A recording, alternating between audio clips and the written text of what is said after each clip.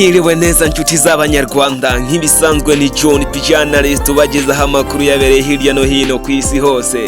Uyu munsi tugiye kugaruka ku muhanzi Platnumz wo mu gihugu cya Tanzania, aho yabashije gukora gasha Afurika yose kaza gutungurwa. Byagenze gute, habaye iki? Nibyo tugiye kunyuraho mu kiganiro kirambuye kuri iyi YouTube channel. John P 250. Gusa mbere yuko tutangira kukugezaho amakuru, banza ukore subscribe, like, share and comment, ubundi ho dukomeze tubane.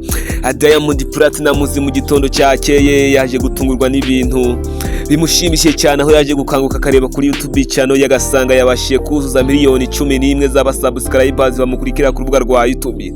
Byaje kugenda gute? Afurika yose yaje gutungwa kuko niwe muhanzi wa mbere ubashiye kuzuza miliyoni zirenga 10 ku rubuga rwa YouTube, miliyoni zirenga 11 ku rubuga rwa YouTube, aho yaje guhigika abahanzi bakomeye mwita nk'ari byamamare ba Bana Boy, ba Davido n'abandi bose bakiri muri miliyoni 5 zirenga z'abasubscribers. Ni ibintu nawe yaje kwishimira, aho yavuze yuko ari mu rugendo rwiza cyane, ari gutera imbere ku develop, aho yaje kubyishimira, aho yari ku rubyiniro ariko bari kwamaza indirimbo yabo bita Boom na Bruce Melody. Ibintu niyo basitari benshi baje kumushimira bavuga ati Diamond uri gutera imbere, uri kugeraho abandi b'Abanyamerika cyangwa abandi bafashe isi bari kugera nk'aba Chris Brown, ba Eminem n'abandi ba Ed Sheeran.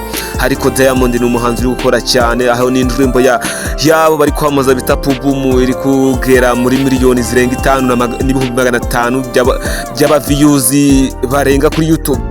Uretse na Platnumz n'itsinda barizwamo bita Wasafi Music, harimo Diamond, Zuchu n'abandi batandukanye bari kwishimira ko umuhanzi wabo ari gutera imbere. Gusa nibura umukunzi wa Diamond, ntugende udakoze subscribe, like, share and comment kugira ngo n'ibindi azatangaza bizabashe kukugeraho.